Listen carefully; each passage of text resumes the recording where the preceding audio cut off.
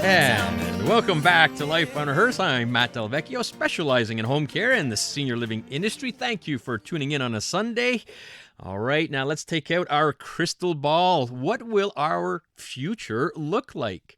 Not easy to do, I'm sure. Well, fortunately, there is someone who has spent an enormous amount of time to tell us about it. He recently published a fascinating book called The Future of Us, which examines how science and technology will affect every aspect of human life. I have best-selling author and popular science broadcaster Jay Ingram on the line. Jay has hosted 2 national science programs, Quirks and Quarks on CBC Radio and Daily Planet on Discovery Channel Canada. You've probably seen them. He's the author of 19 books, including the best-selling 5-volume The Science of Why series, and Jay has 6 honorary degrees, was awarded the Queen Elizabeth II Diamond Jubilee Medal, and is a member of the Order of Canada. Pretty good credentials there, Jay. Welcome to Life Unrehearsed. Hey, Matt, how are you? I'm doing very well. Thank you for taking some time here on a Sunday. Great book. I was actually in Toronto, took the train on Thursday, came home yesterday, and was able to read the book. Really fascinating. A lot of good information there. You tackle a lot, Jay, and I'd like to discuss some of the highlights, starting with the advancements in robot technology. I'm very much involved with seniors and adult children. You dedicate an entire chapter to robots. What's the future look like regarding robot technology? You know, I think your involvement with seniors might be one of the most intriguing futures for robots. But just before I launch into that, I think what many people don't realize is that most of the robots that have been deployed already, and the ones we can look forward to, are not humanoid robots. They're like the things you see on car assembly lines that only do one job. They do it incredibly well, but they're incapable of doing anything else. And they're already well situated in industry and will continue to be. But I'm intrigued by the idea that as rates of dementia continue to grow around the world and the stress on caregivers continues to grow with that, I'm interested in the ideas of using robots to provide at least basic care for people that don't really have family or friends to be able to do that.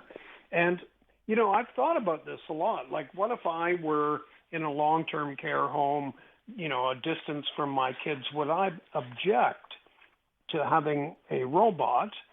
And I don't think so. I don't think that would bother me, especially if I wanted to say, I want to hear that album again, and the robot could instantly produce it. What do you think about their use in that situation? It's very interesting. And Jay, this isn't pie in the sky stuff, right? This is real. It's happening in Japan right now. There are some test models going on right here in Montreal. I've seen it at a residence, and even from simple things like companionship. It's very, very exciting. And as we saw with the pandemic, obviously, where isolation and loneliness was a key factor, robots could play a role in that. So I'm glad you dedicated some time in your book to discuss robots, because it isn't just about car assembly plants. We're making it human now, so that's very exciting. Yeah, and I think there are people who have concerns about their widespread use in care for seniors. One suggestion has been, maybe eventually it'll be more expensive to get an actual human caregiver. And so people that can't afford a human caregiver will automatically get a robot, and it'll be a kind of 2-tier system. But I'm not sure about that. And also, humanoid robots, are going to be way more sophisticated than they are now. All you have to do is look at the emergence of chatbots a year ago now and just see just what an incredible revolution is starting with them. I think you can apply the same thinking to robots. Listening to Life Unrehearsed, Matt Delvecchio here, and I'm talking with best-selling author and popular science broadcaster Jay Ingram. He's published a book called The Future of Us. All right, Jay, you talk in your book about what will actually look like in the future. You really discussed the merging of the human and synthetic. It was very interesting, I thought. So how will this affect how we're going to look like? Well, I think if most people that have taken in a little bit too much science fiction think that we're going to have huge heads as we evolve into the future. And, there's actually no evidence for that. And what little evidence there is of our fossil past would suggest that in the last 200,000 years, our brains haven't gotten any bigger. So we are going to continue, people that track the human genome will tell you that many genes are changing from decade to decade in terms of how common they are in the human species. But I don't think physically we're going to look much different over the next few centuries. But, creating a so-called cyborg, an individual that's part technology and part flesh and blood, to me, the most significant, and this may, change in 5 years, I don't know, the most significant change is going to be around neural implants and providing people who have lost, let's say, the ability to speak, refresh that ability by implanting electrodes on the surface of the brain that can read, and I'm putting this quite generally, but it's how it works, can read that person's intentions, translate those intentions into actual spoken words, and generate the spoken words. These are already happening now on a very, very small number of patients, a handful perhaps.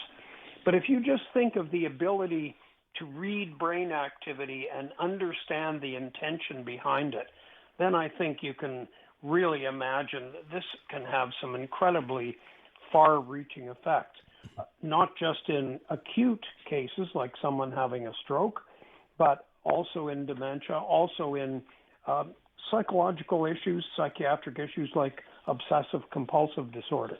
So I think that we're not creating superhumans with this, but we're going to be way better at bringing people back to being as good as new.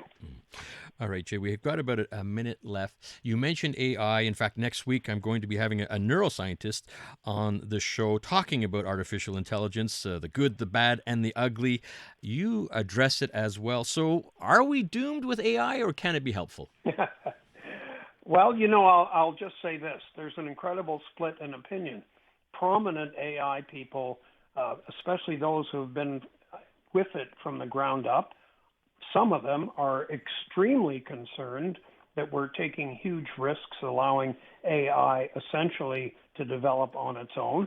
And of course, there are the optimists, as there always are, who just look at how it will streamline things. It'll give us better medical diagnosis. It will invent processes that will help us in ways that we couldn't. So, I don't want to sort of, opt out of predicting here, but I don't think we can predict what's going to happen, because I think regulating it, which is what some people wish, to avoid being extinguished by it, is going to be very hard to come by. Mm-hmm. Well, there's so much more in the book. Unfortunately, we do have to go, but I would really encourage our listeners to pick it up. You even address about the world's, you have a stat there, which I found incredible. To feed the world's population over the next 25 years, humanity will have to produce as much food as it has over the last few thousand years. And you address this topic. You talk about some incredible technologies that are helping us with food production.